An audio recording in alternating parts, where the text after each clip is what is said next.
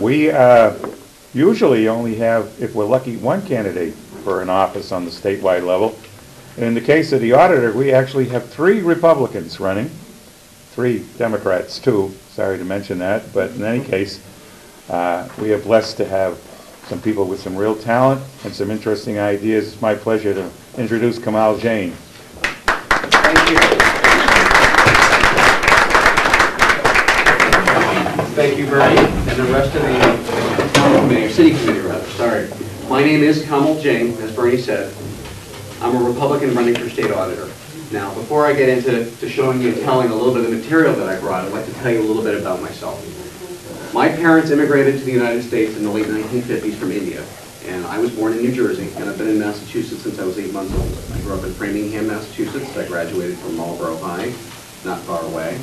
I attended Central New England College and Bentley, what was then Bentley College, and now it's Bentley University in Waltham, studying management information systems. I have a background in information technology, business operations, and customer service management. That's what I've been doing in the private sector for about 21 years. Before that, I spent 2 years working as an emergency medical technician, so a completely different career.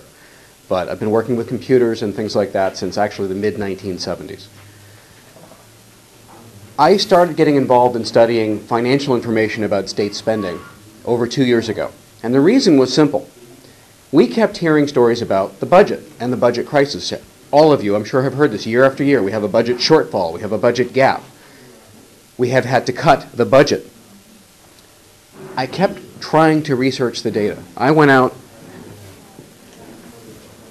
and got my hands on a copy of, this is this year's. Last year's was a different color, but it looked about the same. It's the state's annual comprehensive financial report. It's about 203 pages long. It's incredibly boring and not very informative. But what you find is that there's a difference between the budget and total spending. And you've all heard the term off-budget spending?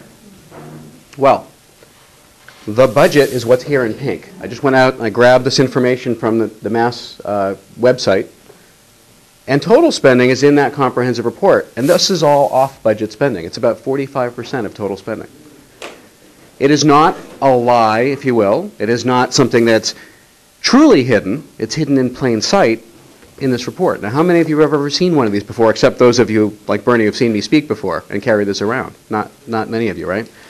It's hidden in plain sight, and I've confronted state legislators and other people about it, and they said, well, this is the budget. It's by definition the state budget.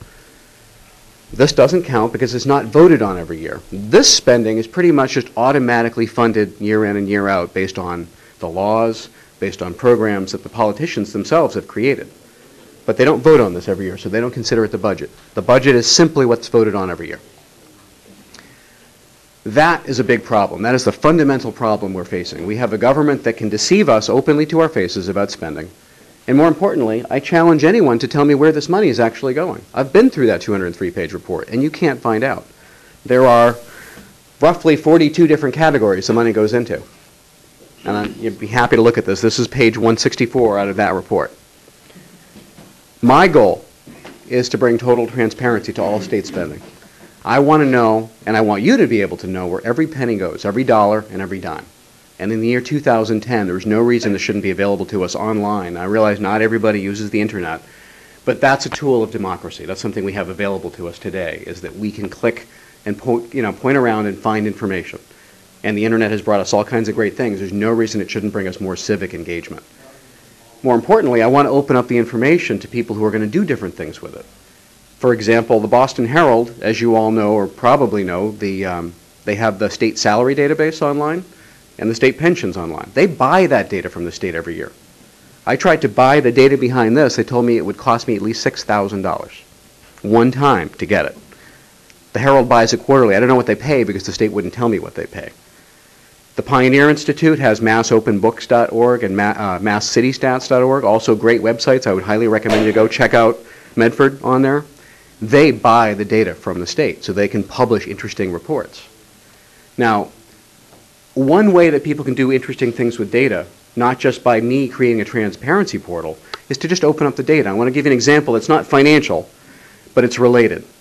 The MBTA, under the Executive Office of Transportation, started a contest last year. They said, we're going to expose some of our data about where the trains are going at what time, And we're going to expose some of our data about when people are going through the turnstiles and tapping their little Charlie cards. They just did that for a couple of days. And they had many submissions from private software companies and developers who submitted interesting ideas. And now those are available to the people of the Commonwealth at no charge. And the only cost, the only prize that they gave out was a one-year pass to the winning submission. That was it. Think about that. And the director of the project at the MBTA said if we did this the normal way we do things in government, we'd still be trying to figure out the solution, never mind actually having one at no cost. Those are things that you can do when you open data up to the private sector and have a public-private partnership on what to do with this information. So my goal is to run for auditor on a platform of 100% government transparency and accountability so that I can lead the charge but bring all of you along, all 6.3 million citizens of Massachusetts, along for the ride to see where their money is going. Because I think we all have a right to know. We're all going to have the objectivity that the state lacks, because I don't think the state government should be allowed to audit itself. And that really is the fundamental problem. Is today the state produces an audit report and says, here you go. That's it. There's the spending. And we don't know where the money is going because year after year it goes up. Last year, the statutory budget was $28.2 billion. We spent $51.8 billion. I mean, if you can't see it from the back row, that's a lot of money. That is over $8,000 for every man, woman, and child in the state. So if you're a family of four, think about that. That's $32,000 spent on your behalf on government services you either received or were delivered on your behalf. What basically is the difference between the pink and the red, other than the fact that it's voted on or not voted on? What, is there a type of program that falls in the budget that more frequently doesn't fall in the budget in terms of the total? I couldn't give you a precise answer. In general, there are certain debt obligation type things that tend to wind up in there because they can't vote on whether to pay the bonds, right? For example, debt service is going to wind up in there. Pension payments are going to wind up in there because those are legal obligations. They can't say, well, this year we're not going to fund pensions. They can't do that. So those kinds of things tend to be up in there, things that can't be put up for a vote effectively because they're obligations. But if you look through this chart and you look through other charts in this document, I'm happy to pass it around if you want, what you'll find is that most departments dip into both categories. There's just certain funding that goes in one versus the other depending on the activity. And it really is, it's an eye-opener. I mean, and most people, and maybe I'm seeing some look of disbelief from some of you because you don't believe this, but again, this is all from the audit reports. It's been vetted. Charlie Baker, for example, he was on WBZ a couple of weeks ago, and he cited the $51.8 billion. I'll take some credit for that because I've been bumping into him a lot, but that's it. It's a very simple platform. I want to open up the government to the people so we can be more involved. I appreciate the time. I'm happy to take questions now or later. I will make one final request, though, before I stop, which is, as Bernie said, we've got nominating petitions over here, got some bumper stickers. The main thing we're looking for right now is signatures and votes at the convention. So if you are a delegate to the convention in April in Worcester, I would appreciate you considering voting for me. And check out my website, masstransparency.com. So you don't have to remember how to spell my name right now. Just go to masstransparency.com. And I will leave it to Bernie as to whether he wants to open up for questions.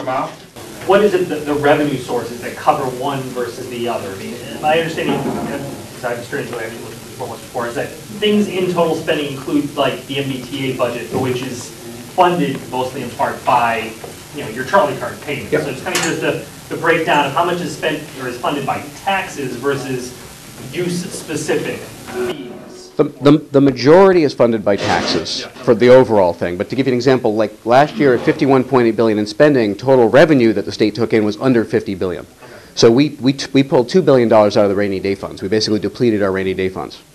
But yeah, you're right. College tuitions are in there. MBTA fares are in there. You'd have to break it all down. There is a corresponding set of charts in there that will sort of show the breakdown.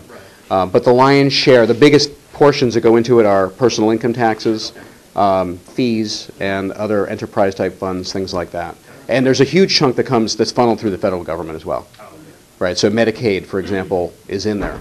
Right, so we pay our federal income tax. It goes through Washington, D.C., comes back slightly reduced, and it goes to people. But, 31.9% of that $51.8 billion went to health and human services. That's $16.5 billion. That's 1, 6, 5, and 8 zeros, and then a decimal point. That's how much money went to health and human services alone last year. We went up $1 billion. There was no budget cut. There was no cut in the actual statutory budget, and there was no cut in total spending.